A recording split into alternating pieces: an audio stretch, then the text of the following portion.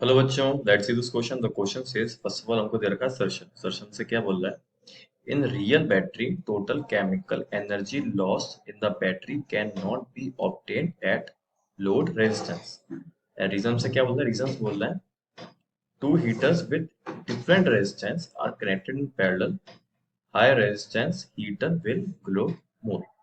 सबसे पहले हम बात करेंगे इसके की कॉन्सेप्ट की कॉन्सेप्ट। तो यहाँ पे दो कॉन्सेप्ट यूज हो रहे हैं। सबसे पहले इंटरनल रेजिस्टेंस, और दूसरा हमारा की कॉन्सेप्ट क्या यूज हो रहा है? दूसरा यूज हो रहा है हमारा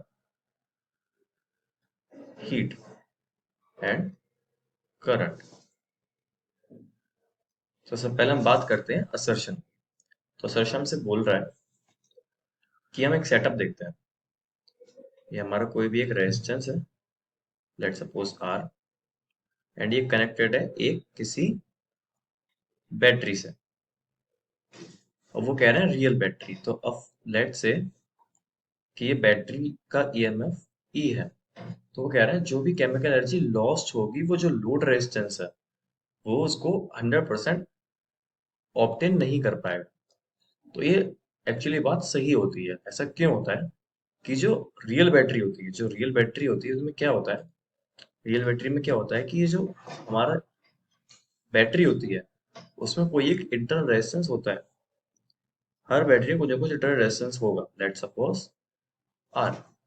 तो जब यहाँ से एनर्जी रिलीज होती है तो हल्की सी ड्रॉप हो जाती है because of this internal resistance. तो जो हमारा इंटरनल रेजिस्टेंस है तो हम इस तरीके से ले सकते हैं 100% of chemical energy lost cannot be obtained by load resistance। And ऐसा क्यों हो रहा है? बिकॉज ऑफ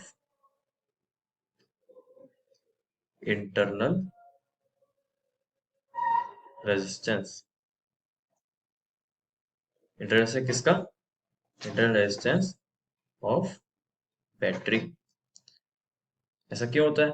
अब जैसे हम मान लेते हैं कि यहाँ पे हम कोई करंट आई जा रहा है, तो पोटेंशियल किस तरह, जो पोटेंशियल होगा यहाँ पे कितना होगा? पोटेंशियल होगा E minus I into are.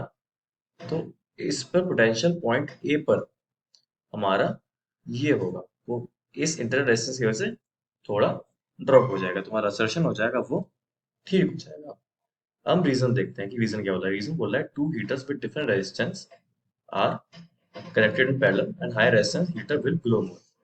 तो सबसे पहले हम देखते हैं हीटर। हीटर केस में क्या है? हमारे पास दो हीटर है। Let suppose heater one and heater two. Heater two, हम मानते हैं इसका रेजिस्टेंस R1 है एंड इसका रेजिस्टेंस R2। और एक का रेजिस्टेंस ज्यादा है तो हम मान लेते हैं कि जो R1 है उसकी वैल्यू ज्यादा है R2 से।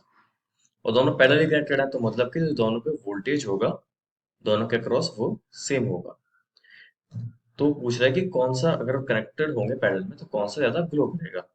तो ग्लो करने का मतलब क्या है कि हम देखेंगे कि कौन ज्यादा ज्यादा से ज्यादा पावर जनरेट करेगा। तो जो हमारा हीटर वन होगा उसकी पावर मान लेते हैं P1, वो हो जाएगी V² बाई R1। और जो P2 हो जाएगी वो हो जाएगी V² बाई R2। तो हमें दिख रहा है कि जो पावर है वो इन्वर्सली प्रोपोर्शनल है रेजिस्टेंस के। मतलब कि जिसका रेजिस्टेंस सबसे कम होगा उसकी पावर सबसे ज्यादा होगी। तो इसमें रेजिस्टेंस किसका कम है? हीटर टू का। तो सबसे रेजिस्टेंस का कम होगा वो ज्यादा ग्लो करेगा। तो जो हमारा रीजन है वो गलत हो जाएगा। तो हम देखते हैं कि ऑप्शन कौन सही होंगे। तो ऑप्शन पहले देखते हैं कि ऑप्शन क्या क्या है।